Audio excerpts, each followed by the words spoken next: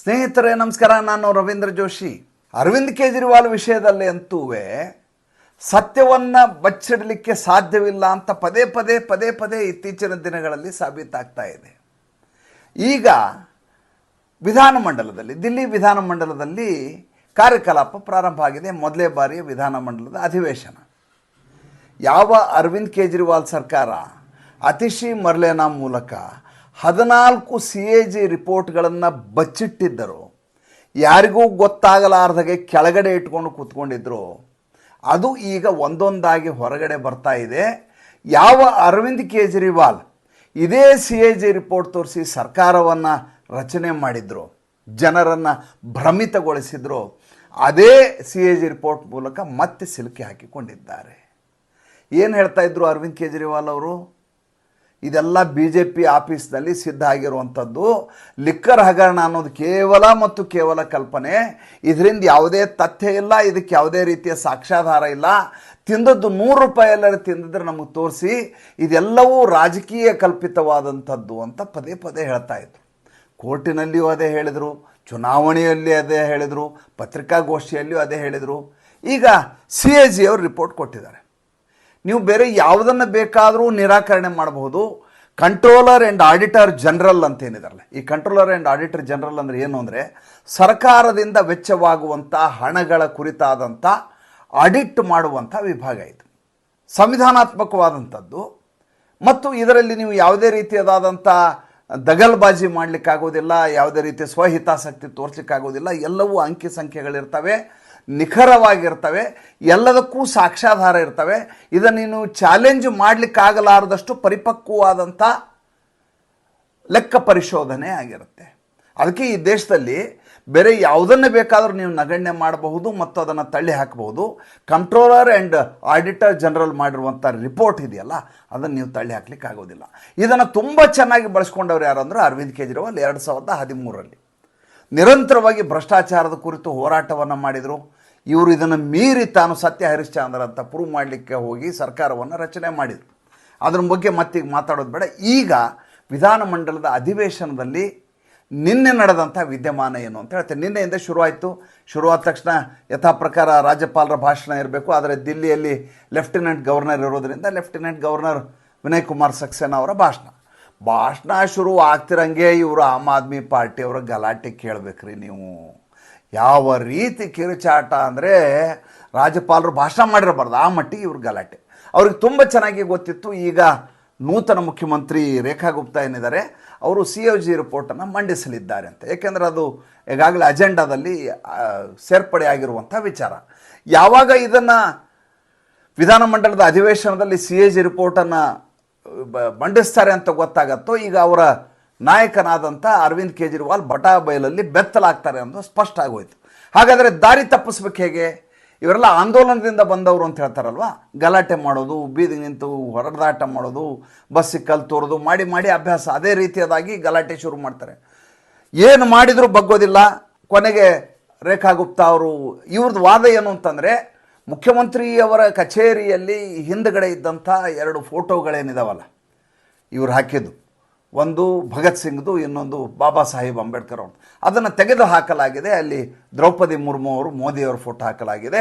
ಇದು ಬಾಬಾ ಸಾಹೇಬ್ ಅಂಬೇಡ್ಕರ್ ಅವ್ರಿಗೆ ಮಾಡಿದಂಥ ಅವಮಾನ.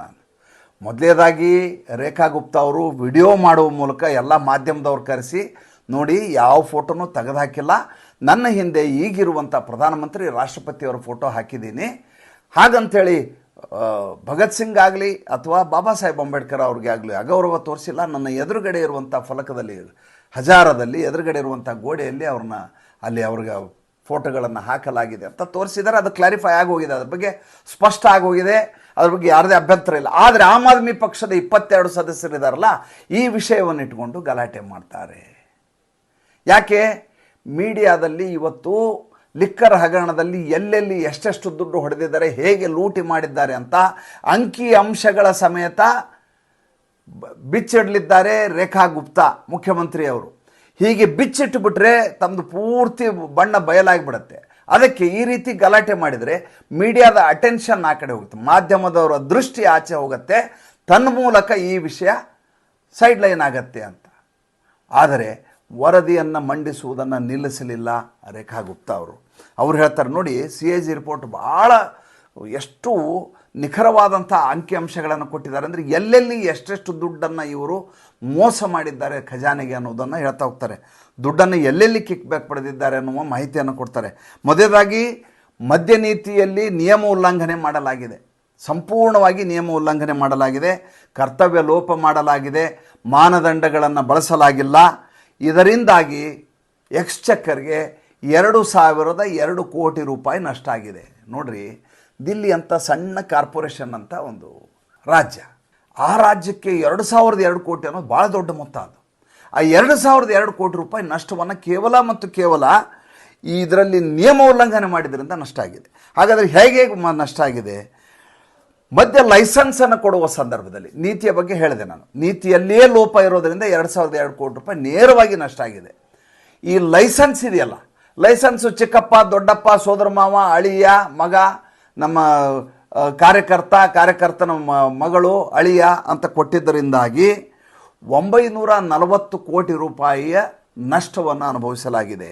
ರಿಟರ್ನೆನ್ಸ್ ಪ್ರಕ್ರಿಯೆಯಲ್ಲಿ 890 ಕೋಟಿ ರೂಪಾಯಿ ನಷ್ಟ ಆಗಿದೆ. ಜೊತೆಗೆ ಈ ಅಬಕಾರಿ ನೀತಿಯನ್ನು ರೂಪಿಸಲಾಯ್ತಲ್ಲ, ಆ ರೂಪಿಸಿದ ಸಂದರ್ಭದಲ್ಲಿ ತಜ್ಞರದೊಂದು ಕಮಿಟಿ ಇರ್ತದೆ. ಯಾವಾಗಲೂ ಈ ರೀತಿ ನೀವು ಹೊಸ ತಿದ್ದುಪಡಿಯನ್ನು ಮಾಡುವಾಗ, ಯಾವುದೇ ಒಂದು ಮಸೂದೆಯ ತಿದ್ದುಪಡಿ ಮಾಡುವಾಗ ಅದಕ್ಕೆ ಒಂದಿಷ್ಟು ತಜ್ಞರ ನೇಮಕಾತಿ ಆಗುತ್ತೆ. ಅವರು ಒಂದಷ್ಟು ಶಿಫಾರಸುಗಳನ್ನು ಮಾಡ್ತಾರೆ. ತನ್ಮೂಲಕ ಹೇಗೆ ಸಮಾಜಕ್ಕೆ ಮತ್ತು ಸರ್ಕಾರಕ್ಕೆ ಎರಡಕ್ಕೂ ಪೂರಕವಾಗಿದೆ ಅನ್ನೋದನ್ನು ಹೇಳುವಂಥ ಶಿಫಾರಸು ಆಗಿರಬೇಕದು.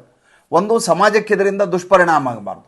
ಎರಡನೇದು, ಬರಬೇಕಾದಂಥ ದುಡ್ಡು ಬೊಕ್ಕಸಕ್ಕೆ ದುಡ್ಡು ಬರೋ ಹಾಗಿರಬೇಕು. ಹಾಗೆ ಅದನ್ನು ರೂಪಿಸಬೇಕು. ಅದಕ್ಕೊಂದು ತಜ್ಞರ ಸಮಿತಿ.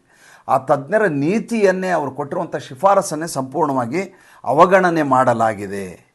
ಈ ರೀತಿಯಾಗಿ ಸ್ಪಷ್ಟವಾಗಿ ಎಲ್ಲವನ್ನು ಕೊಡಲಾಗಿದೆ. ಮಜಾ ಅಂದರೆ ಈಗ ಕೇಸ್ ನಡೀತಾ ಇದೆ. ಅರವಿಂದ್ ಕೇಜ್ರಿವಾಲ್ ಸುಪ್ರೀಂ ಕೋರ್ಟಿನ ಜಾಮೀನಿನಲ್ಲಿದ್ದಾರೆ. ಈಗ ಅವರು ರಾವ್ಸ್ ಅವೆನ್ಯೂ ಕೋರ್ಟ್ನಲ್ಲಿ ಇದ್ರ ಬಗ್ಗೆ ಕೇಸ್ ನಡೀತಾ ಇದೆ. ಇಷ್ಟು ದಿವಸ BJP ಪಾರ್ಟಿ ಆಫೀಸ್ನಲ್ಲಿ ಇವರು ಈ ರೀತಿ ಕತೆ ಹೆಣಿತಾ ಇದ್ರು, ದಿಲ್ಲಿ ಲಿಕ್ಕರ್ ಹಗರಣ ಅಂತ ನರೇಂದ್ರ ಮೋದಿ, ಅಮಿತ್ ಶಾ ಮೇಲೆ ಇವರು ಗೂಬೆ ಕೂರಿಸ್ತಾ ಇದ್ರು. ಈಗ CAG-ನವರೇ ರಿಪೋರ್ಟ್ ಕೊಟ್ಟ ಮೇಲೆ ಈಗ ಅರವಿಂದ್ ಕೇಜ್ರಿವಾಲ್ ಏನು ಮಾಡ್ತಾರೆ? ಅವರು ಏನು ಮಾಡಿದರು? ಗಲಾಟೆಯನ್ನು ಮಾಡಿಸ್ತಾರೆ. ಗಲಾಟೆ ಮಾಡಿದ ತಕ್ಷಣ ನೋಡೋ ತನಕ ನೋಡಿದರು. ಅಲ್ಲಿ ವಿಧಾನಸಭಾ ಸ್ಪೀಕರ್ ಆಗಿರುವಂಥ ವಿಜೇಂದ್ರ ಗುಪ್ತಾ ಅಂತೇಳಿ, ವಿಜೇಂದ್ರ ಗುಪ್ತಾ ಈಗ ಹೊಸದಾಗಿ ನೂತನವಾಗಿ ಆಯ್ಕೆಯಾಗಿರುವಂಥ ಸ್ಪೀಕರ್ ಈ ಸರ್ಕಾರಕ್ಕೆ.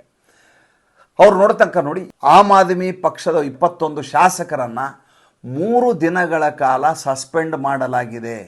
ಇವರು ವಿಧಾನಮಂಡಲದ ಅಧಿವೇಶನದಲ್ಲಿ ಹಾಜರಿರೋ ಹಾಗಿಲ್ಲ, ಅವ್ರನ್ನ ಒಳಗಡೆ ಬಿಡೋ ಹಾಗಿಲ್ಲ, ಸಾರ್ಜೆಂಟ್ ಹಿಡಿದು ಹೊರಗಡೆ ತಳ್ಳಲಾಗಿದೆ.